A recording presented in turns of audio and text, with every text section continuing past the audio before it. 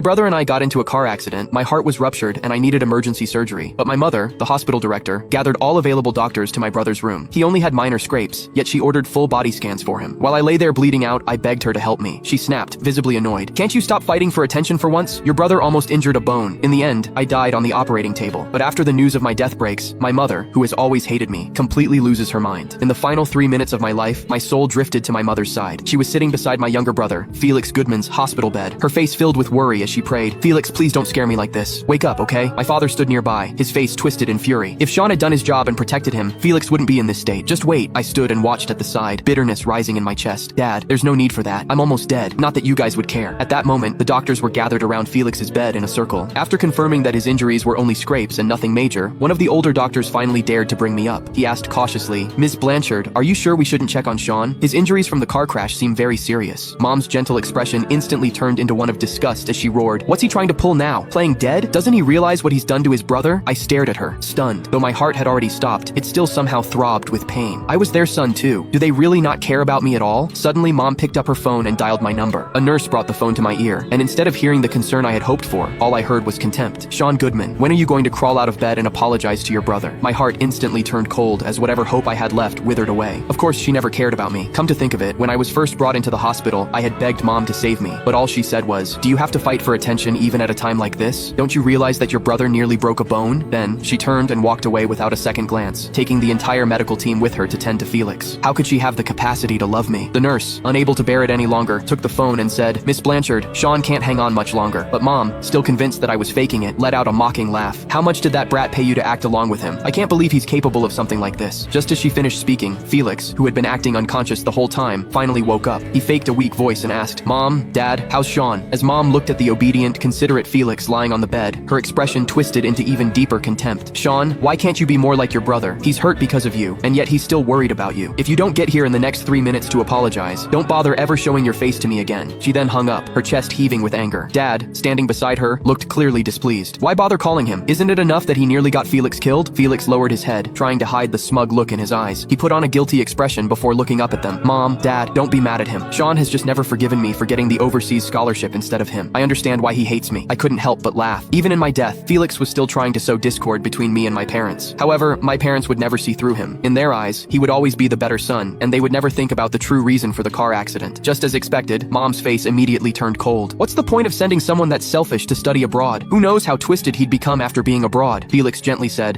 Click the link in my bio to get the full story for free.